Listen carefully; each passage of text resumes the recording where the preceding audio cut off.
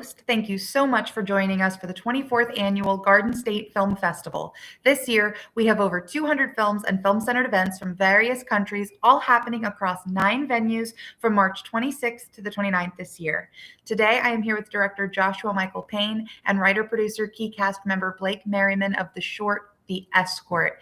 Blake, Josh, thank you so much for joining me today, and congratulations on your acceptance into the Garden State Film Festival. Can you tell our live viewers a bit about your film? Sure. Josh, would you like me to start, or would you like to start? You can go ahead, Blake. Okay, cool. Well, The Escort is a very personal piece that I wrote during the pandemic. It was kind of a time of disconnection and people just feeling isolated, and I really wanted to explore those themes. So I thought, what is a funny kind of offbeat way to explore that, where I can find a liminal space where two people are having difficulty connecting. Mm-hmm. And I came up with the idea of a sex worker and her client. Awkward comedy is something that I just love to swim around in.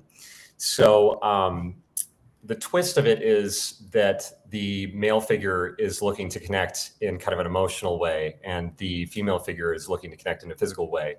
And they really both want to connect, but they have to kind of step outside of their comfort zones into a vulnerable place to really find a way to connect in the end. So, if I may, I know you said that you wrote this during the pandemic and you love to swim around in awkward comedy. What exactly inspired the writing for this? Well, I was actually just kind of thinking of what could be what are the most like awkward, like unscripted events that could happen in life, you know? And I think that like Larry David and Jerry Seinfeld did a great job with that, with their shows. Yeah. Like kind of navigating these spaces that haven't been navigated enough, or where there aren't like scripts for how to do it. I think that, you know, when you have two characters or any characters like enter this space of the unknown, it's really compelling because for an audience, we get to see them kind of like take steps into fresh virgin territory and kind of like feel out and make mistakes and make stumbles and just kind of find their way through, kind of stumble their way through. So what was this filming process like then for you?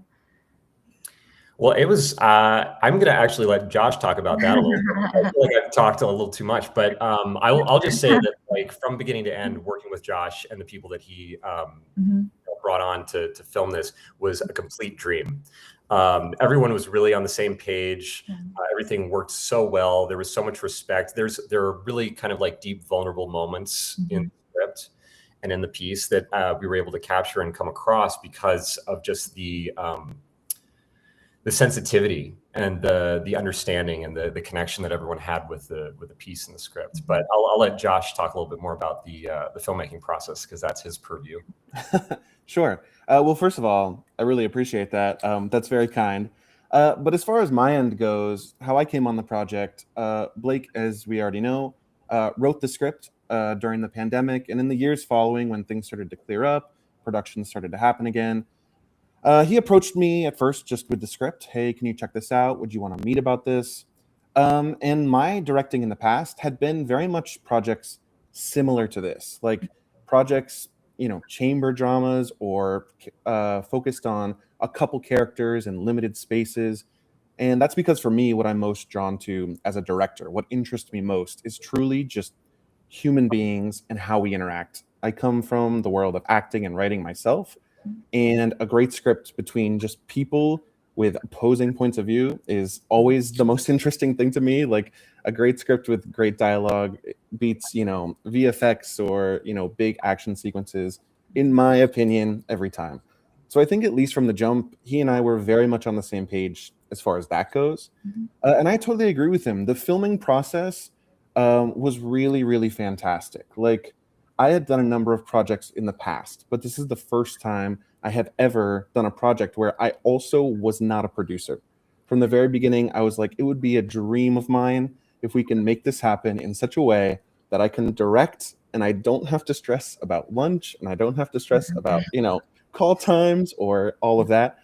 And it was just my favorite experience to date from a directing standpoint, because I had the opportunity to focus on directing.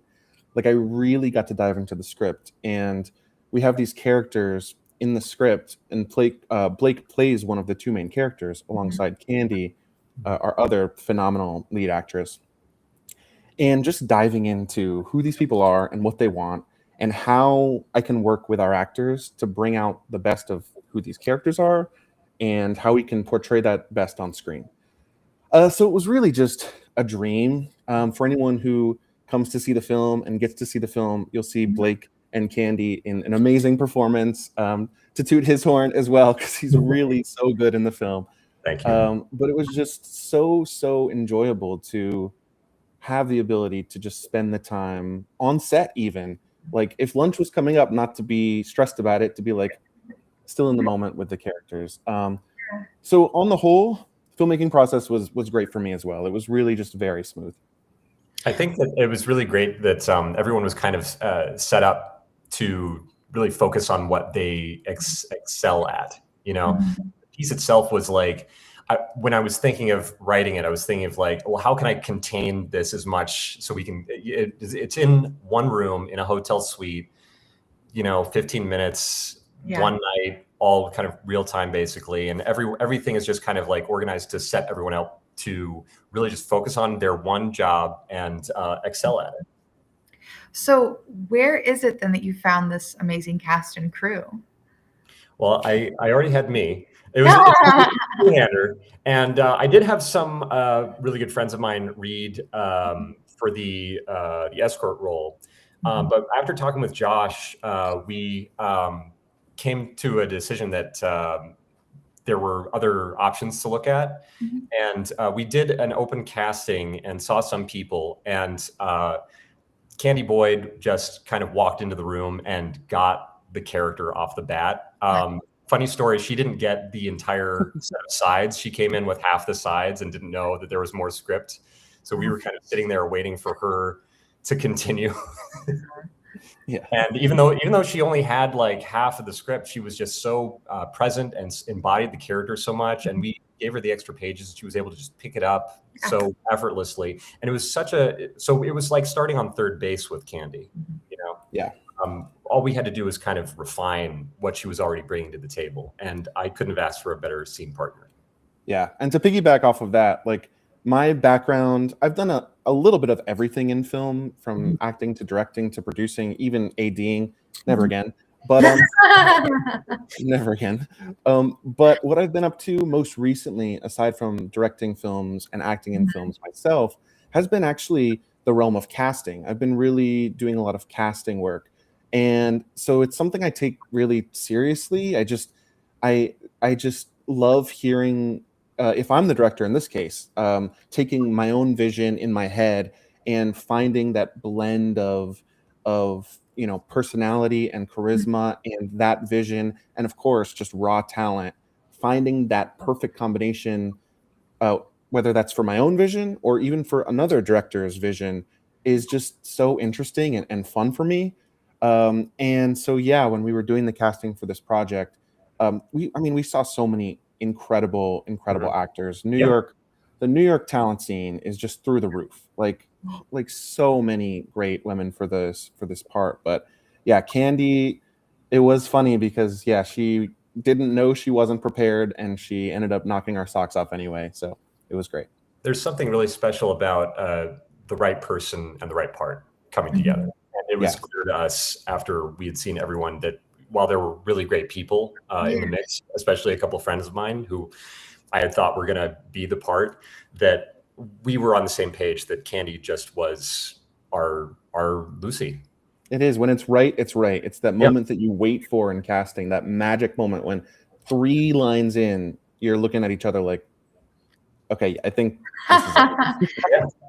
No, that's amazing. And clearly you have a fantastic cast and crew for this, because you worked together so well to create a piece that was accepted into the Garden State Film Festival. Congratulations with that. And, what is the future that you have set for the Escort? What are your plans? Well, I think at this point, we're kind of still pretty early in the festival run. We've done a few local fests in the New York area, but we're still kind of submitting and playing out the festival run as much as we can. And then I don't know, I guess then we start to distribute online or just start to share it with people a little more freely, right? Oh, Josh, do you have anything to add to that? No, I was kind of deferring to you on that one because yeah, that's pretty much hoping to do, an extended festival run, I think, and see where it goes from there. But I do think that this piece, people have talked to me about whether or not I wanted to make this into a feature, if this is proof of concept for a feature. I think that the piece itself is really tailor-made as a short film, but there are themes in the short film that I'm exploring in future projects. And Josh and I have talked about collaborating on other stuff as soon as possible because it works so well. I'm in Yucca Valley, California, and Josh is around the world. Where are you right now, Josh? At this exact moment, I am in Colombo, Sri Lanka. Yeah. I travel full time. I guess you could call it my day job at the moment is making travel content on YouTube. So I travel the world all the time. He lives a very awesome life. Yeah, what sounds amazing. What time is it in Sri Lanka? This started at 10:30 Sri Lankan time, so it's 10:42 p.m. Okay, so just about bedtime, or are you a night owl? I'm a bit of a night owl, but we're getting there. And then I mean, like 9:30 over here. I was going to say in California, and it's warm. I'm in Philadelphia right now, and the snow is just beginning to melt.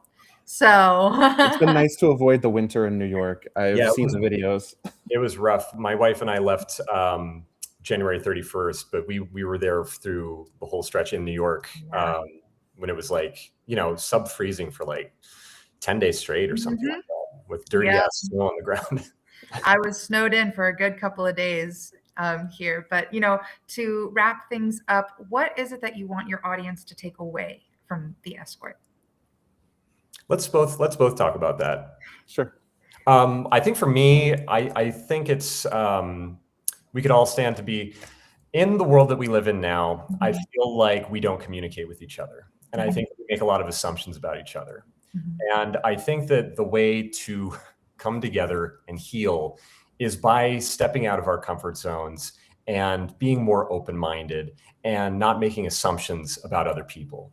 I think that as you watch The Escort, as the viewer watches and as the characters go through it, we see that a lot of assumptions are played out. And we find that a lot of those assumptions are false assumptions. They're not true, that we actually find out what the truth is when we open up and listen and take in.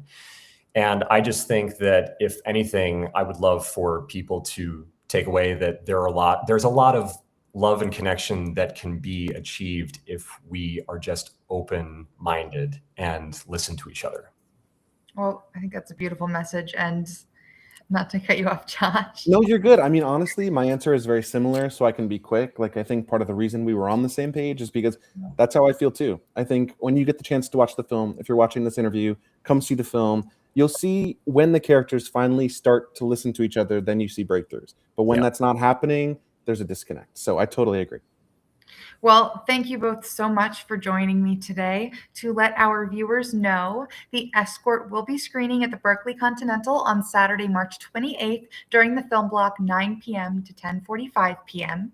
We hope to see you at the Garden State Film Festival this year with over 200 films screening across 9 venues, including hosting parties, panels, events, and more. Get your tickets at gsff.org/tickets. I wish you both the best of weather, better than here in Philadelphia, and a wonderful rest of your day, Blake, and your night, Joshua. Thank you so much for joining me. Likewise. Thanks so much, Emily. Thanks for having us. Yeah. Thanks, Emily. Thank you for having us.